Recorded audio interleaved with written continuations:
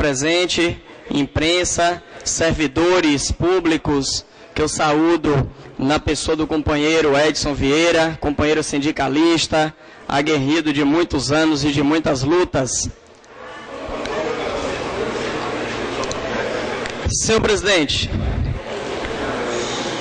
na tarde de hoje, eu vou fazer aqui um rápido passeio em um processo brutal que nós sofremos no Brasil desde 1500. Em 1500, quando os europeus chegaram às nossas terras, e nossos descendentes, nossos antepassados estavam ali juntos pela miscigenação que nós temos hoje, mas os europeus, eles não simplesmente descobriram essas terras, eles invadiram, eles ocuparam, eles torturaram, eles mataram.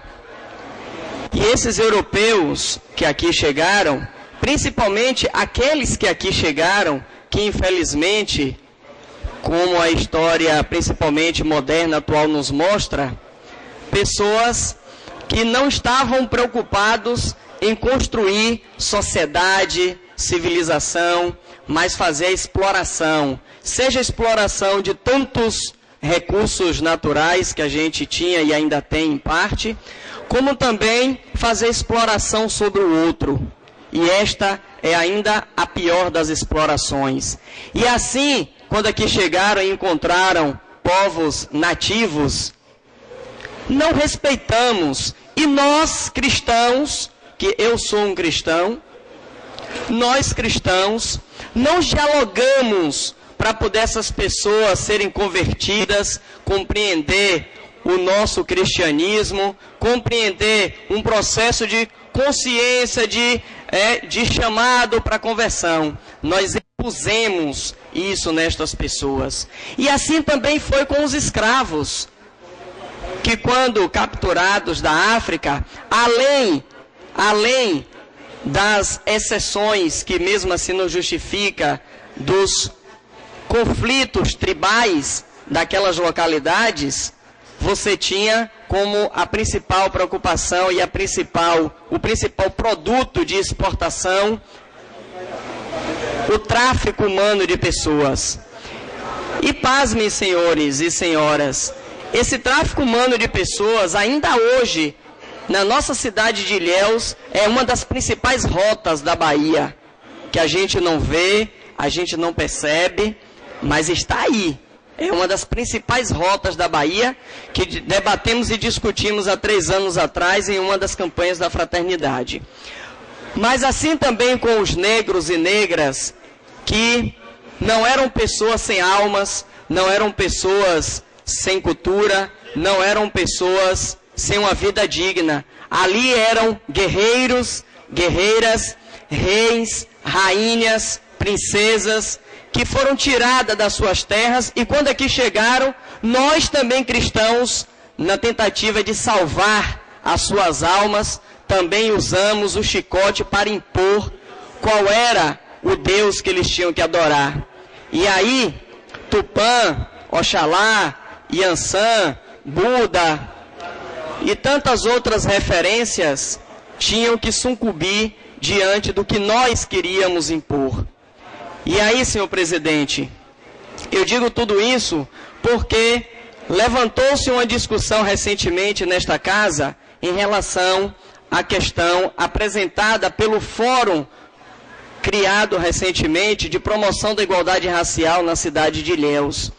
Como resultado do primeiro encontro de promoção da igualdade racial, aquele encontro onde contava com a presença de vários povos de terreiros, de vários terreiros da cidade, a exemplo de mãe Ilza, de mãe Laura, de mãe Carmosina, de mãe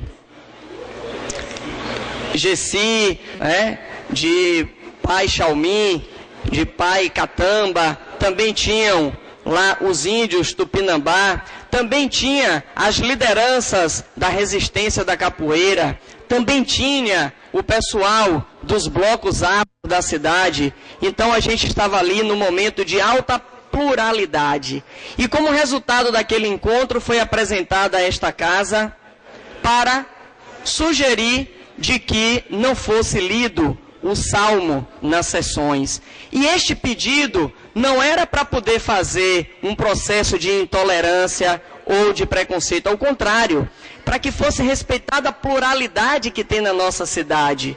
Porque eu, vereador Macrise, como cristão, eu leio o salmo, eu gosto do salmo, eu reflito o salmo em casa, na minha igreja e nos ambientes propícios para isso.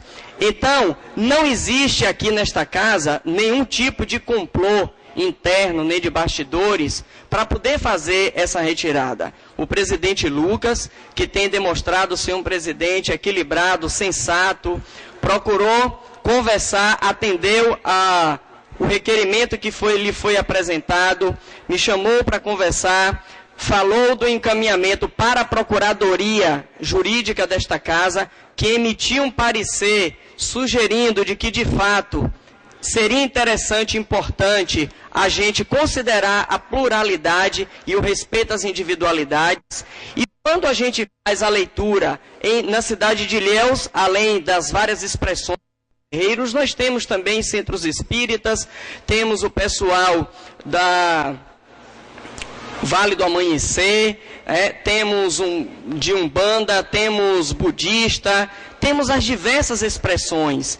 Então, na casa que representa, ou que deve representar a pluralidade, ela não pode representar apenas uma pessoa, um desejo religioso. Na verdade, não tem que representar nenhum enquanto instituição. E o que me preocupa, senhor presidente, é que quando você tem um ato convocado pela casa, pelo Poder Legislativo, e dentro do ato você expõe que tem esse complô, ou que tem qualquer tipo de força oculta, ou seja como for, agindo para que não tenha, você está fazendo pior, porque você está fazendo o preconceito institucional, o racismo institucional, que a gente tem que combater. O objetivo final de todos e todas, de todas as religiões, é que a gente viva, que a gente alcance uma graça, que a gente consiga ter um espaço propício para todos, que todos se respeitam, que todos tenham vida plena, que todos possam a cada dia olhar para o outro e enxergar o seu semelhante como a si mesmo, para que a gente possa conviver no respeito. Então, fica essa preocupação e essa chamada de atenção de que o que a gente precisa de fato é garantir o espaço das pluralidades, do respeito, e a possível retirada da leitura do Salmo não é nenhuma agressão a nenhuma religião. É um fato de você colocar um respeito para que, até porque se for assim, se for o contrário, a gente também tem que pedir para que nas sessões, ou do mesmo dia, ou a cada dia, a gente possa também ter um canto para Exu um dia, ter um canto para Tupi outro dia, ter uma referência para Chico Xavier outro dia, uma referência para Buda outro dia, e aí a gente vai estar garantindo o respeito na sua pluralidade. E por fim, senhor presidente, e não menos importante, eu quero aqui encerrar parabenizando. Eu vejo que a gente tem vários servidores, servidoras do Poder Público Municipal nesta casa, ansiosos pela confirmação do projeto que vai ampliar, modificar a carga horária dos seus serviços. E aí, eu não posso deixar de, mais uma vez, falar do papel importante que o presidente Lucas teve, principalmente hoje pela manhã, início da tarde, de ser a pessoa que tem servido de interlocução para dialogar entre os vereadores e entre as instituições, a fim da gente chegar nos consensos e esta casa acertar cada dia mais. E aos servidores dizer que vocês... Eu também sou servidor público, concursado no Tribunal de Justiça da Bahia, sindicalista, há 11 anos filiado no Sindicato do Poder Judiciário, presido um colegiado estadual de delegados e delegadas sindicais, e a gente tem que o tempo todo estar vigilantes, porque de boa fé ou de má fé, a gente pode cometer equívocos na construção das leis, né? E ficou muito claro de que a de hoje não teve nenhuma má-fé estampada, mas a gente precisa o tempo todo estar vigilante, atento, porque direito tirado da gente, basta o que Michel Temer, com o grupo de golpistas, já está fazendo. Então, nenhum direito a menos. O trabalhador e a trabalhadora precisa ser respeitado e respeitada, porque em menos de 2 anos já foi tirado direitos de décadas de lutas organizadas, de companheiros e companheiras que sucumbiram, inclusive, com as suas vidas, para que a gente pudesse ter um trabalho mais digno. Então, nenhum direito a menos e a luta continua. Nerival, pelo tempo de 10 minutos. Vem devagar.